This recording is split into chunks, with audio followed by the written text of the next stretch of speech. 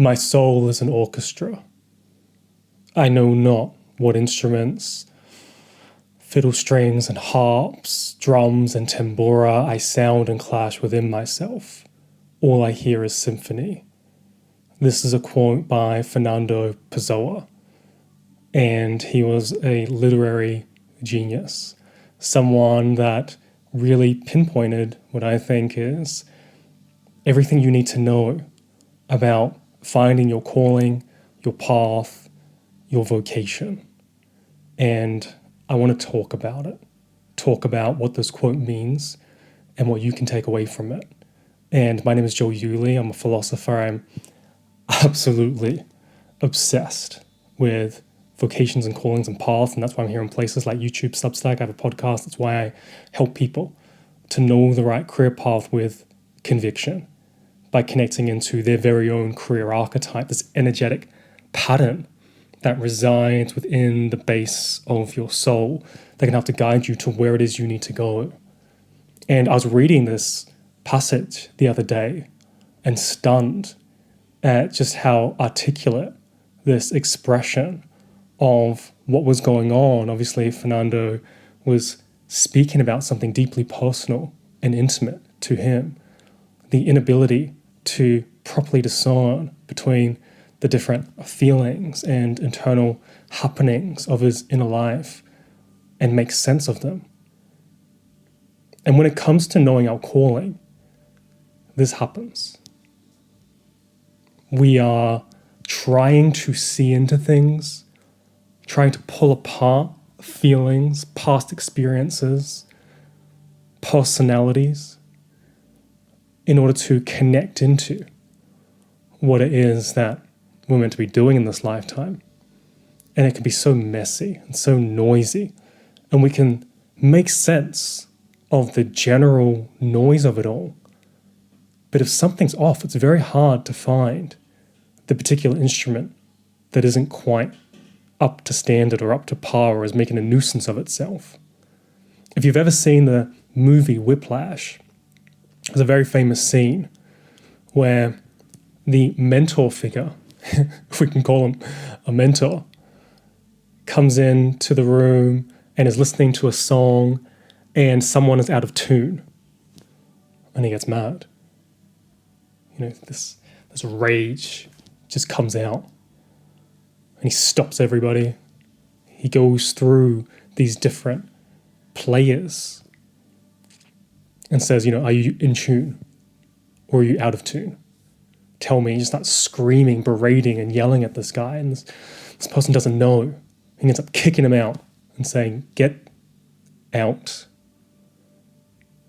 of here. So this guy ends up getting kicked out of his class. And everyone's sort of stunned. And then the mentor figure says, well, he wasn't actually out of tune. He just didn't know if he was or if he wasn't. And that's worse. Not being able to discern whether you are in tune or whether you are out of tune. And this goes a level deeper, which is when it comes to knowing your path, you have to be able to connect into yourself in such a way where you're able to discern the different pulls and tension points that are going on within yourself. To try to figure out, okay, part of me is pursuing this path. Why? Oh, well, my parents. I sat down with my parents one day and they said, you should be a doctor. And we all got excited. And I was like, I'm going to be a doctor. And so we all got excited. And then I started being a doctor. And then a year in, oh shit, I don't want to be a doctor.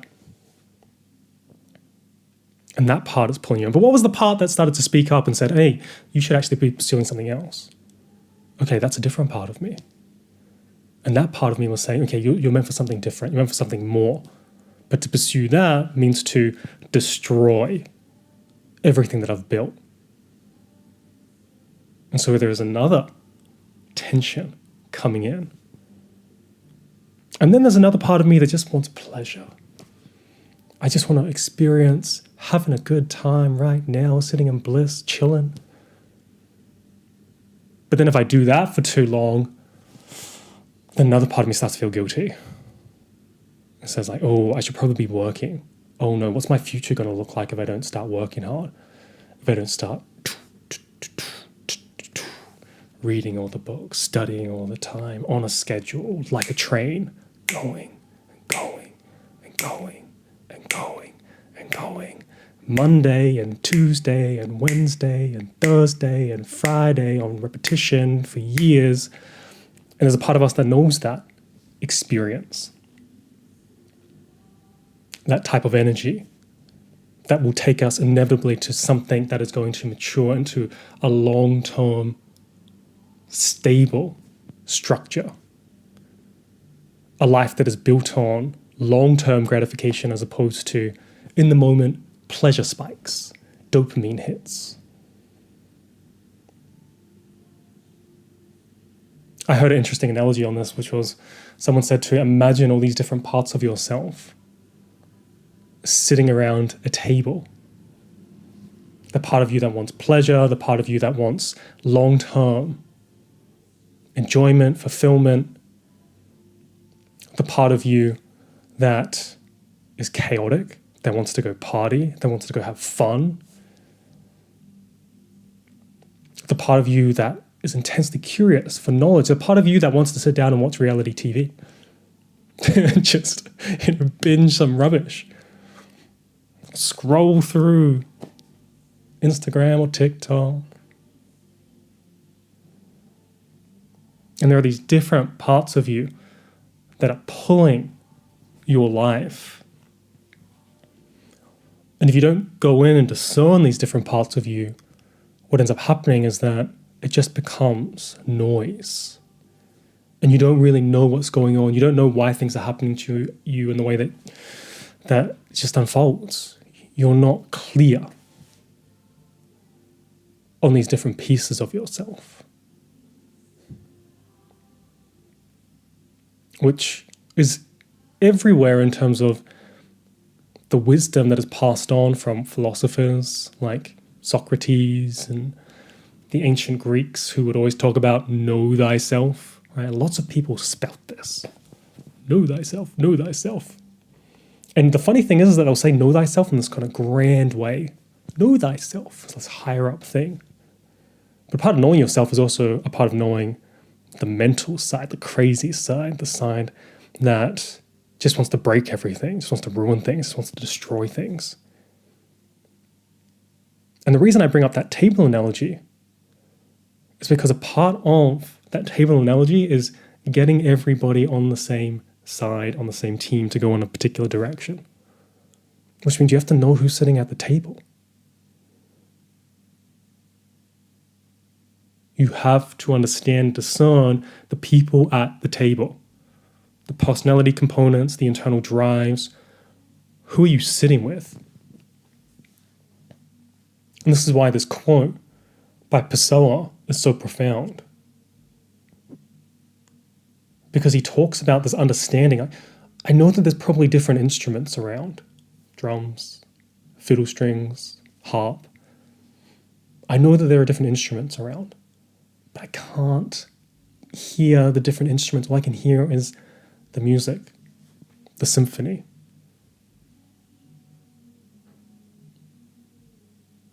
Most people are walking through life just hearing the symphony. And then when things are going bad, they're just like, oh, it's going wrong. Or they end up on a temptation path. They end up walking down a path that is close to the thing that they actually want to be pursuing, but it's not the thing. This might be someone that's doing graphic design and they're not living a creative life, but they're kind of doing it.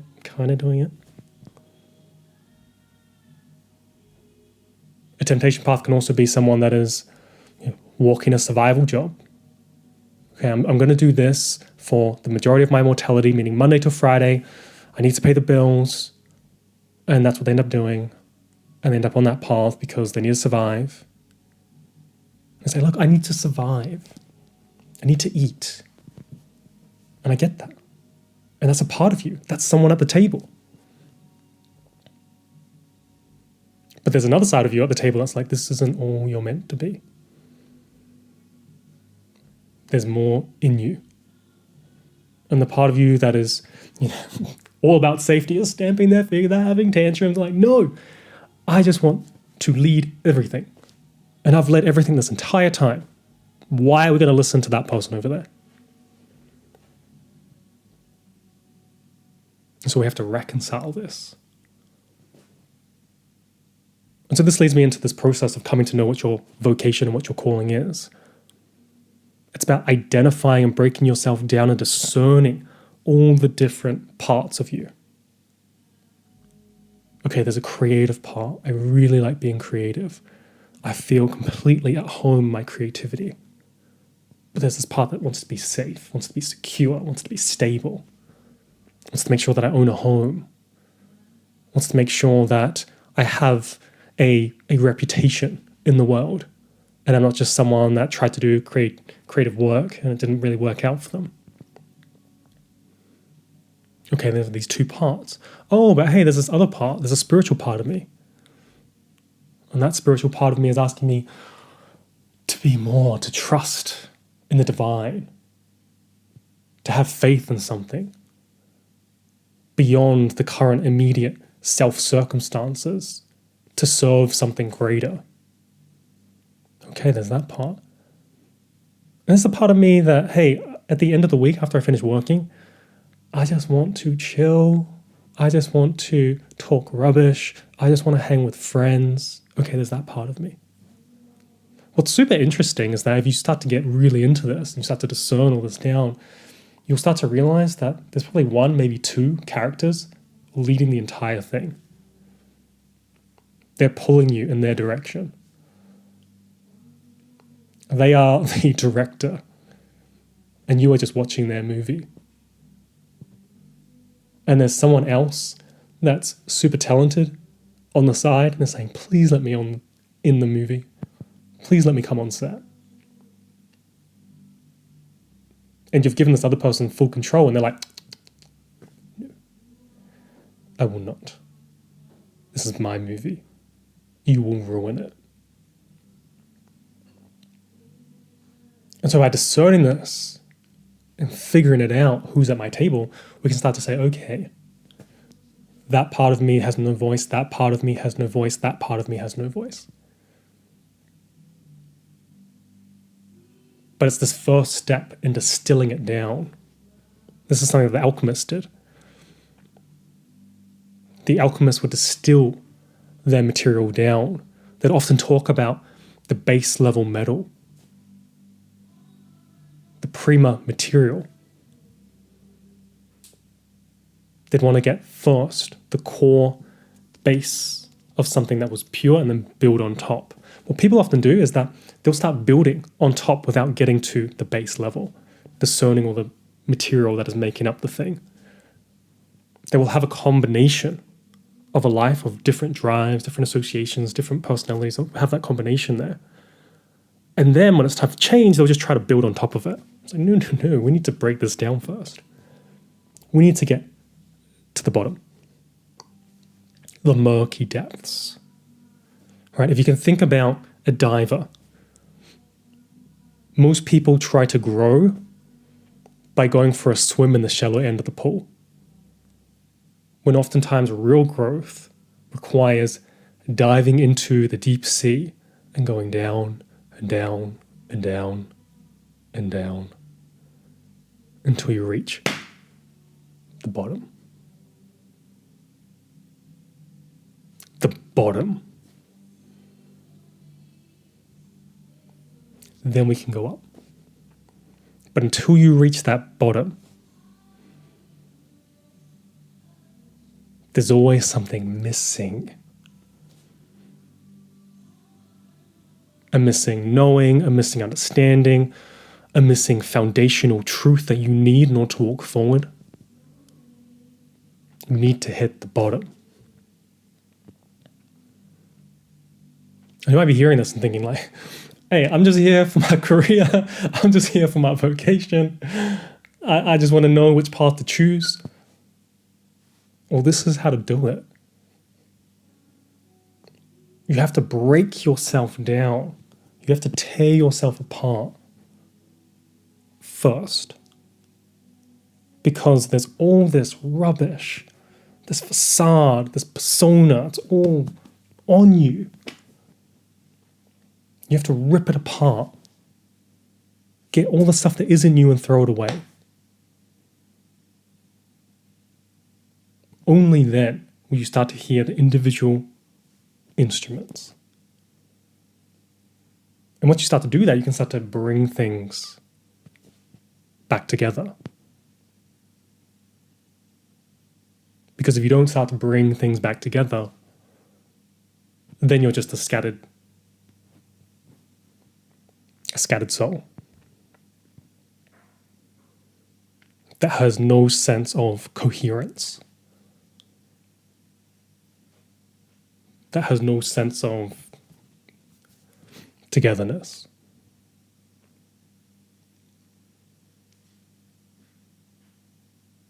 And people are so fearful of this because there's this internal worry that I won't be able to put myself back together. And that when I do, and I reveal this side of myself, then other people are going to see this and they're going to judge. They're not going to accept me. They're going to throw me out. This is why people contort themselves into beings that aren't really them.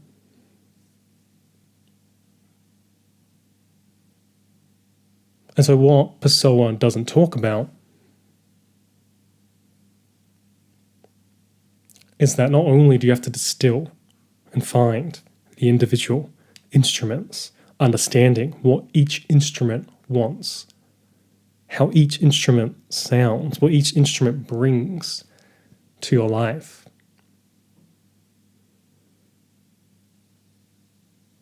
Then you bring everything back together. And during this process as well, you start to cut it up and you start to discern. You say, okay, this instrument does that. And it sounds messy and it sounds bad and it sounds confusing and there's a disorientation that goes on. And you don't really hear what the music actually is.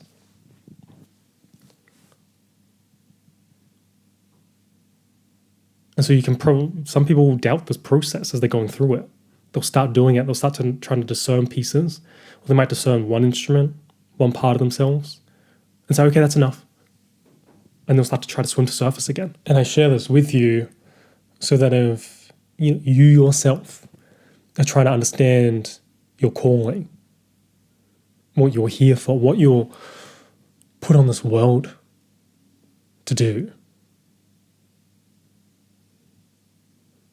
rather than just continuing on, listening to the music, running the myth underneath without any awareness of what's happening, to go over your soul. Start to discern it. Start to distill it. Break it down. Decompose it into its fundamental principles. And you'll start to see the essence of core recurring patterns. And bring those into awareness. It's crazy how much power and utility that can have in your life. Because all of a sudden, you now know, oh, I really want to be creative, but also I have this tension with safety and security. Okay, that's there. What am I going to do about it? Or am I going to continually try to create and then kill my creativity and then try to be safe? And then get annoyed at my safety and then try to create and have this tension pull that goes left and right and pulling and pulling and pulling until something in you snaps and says, I give up. Or, and there is an or, you're going to bring this stuff back together again to find out where there can be structural integrity, to find out where there can be coherence, where you can do both and transcend the current tension point that you're seeing. You do that by recognizing different parts of yourself, by having both the ability to analyze yourself, break it down, and also bring things back together through feeling. Always think of analysis and thought as something that can break things down, and feeling as something that can bring things together. That's why we need both. That's why there is this requirement of this necessary union between the yang and the yin, the masculine and the feminine, the on and the off, this tension. We need both. Too much on, it's too full on. It's too excessive. It's too much sun. Imagine if the sun came up and it was just all sun all day, all the time. No, we need it to go down. We need a break. Right? The coherence of these structures is so important. So do an audit of yourself. Go over yourself. Oh, okay, I'm really extroverted in this very particular situation, but I'm also quite sensitive as well. Okay, what's going on there? What does that tension point say about me? What does that combination of sound say about me? I'm telling you, people don't want to do this, and yet that is how you are going to start to figure out your calling. Breaking yourself apart, identifying all the different pieces, and then bringing it back together. It's hard. It's confrontational. It asks more of you. If you are someone that has been hiding and you're not being seen in the world, you're not being seen in the way that you feel as though you could be seen if you stepped into it, it's going to ask you to step into it. And you're going to have to deal with those consequences. And by the way, you can handle that. Every single person I've ever met can handle their calling, whatever their calling is. But it will require you to trust. Trust in what you've found. So this quote, if you are someone that is thinking about your calling, your vocation, your career path, think about this quote. Think about this idea that Fernando Pessoa put forward. My soul is a hidden orchestra. I know not what instruments, what fiddle strings and harps, drums and tambura I sound and clash inside myself. All I hear. All I hear. A symphony.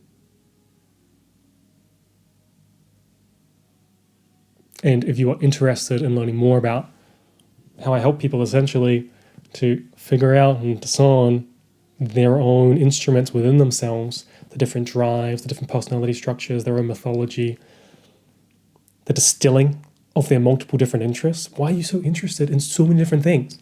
Why? Have you asked? Have you figured it out? This is the stuff that we go over inside our Unearthed community so that you can choose the right career path with conviction. We have an 8-week process. That process takes people through not just a coming to awareness, but an initiation. An initiation into who you are and what you're meant to be doing, your calling. And we do this by unearthing your career archetype. So, if that intrigues you, if you're curious, even if you doubt, like, I don't reckon this guy could help me find my calling, I would encourage you to at least look into it. To wonder why our method is so different from everyone else's, and why there have been so many people that have come to me and said, I don't know, I've been searching for this for like 10 years. I don't think you can help me find my purpose. And within 8 weeks, they're telling me they've found their calling. I'll leave a link below. Check it out.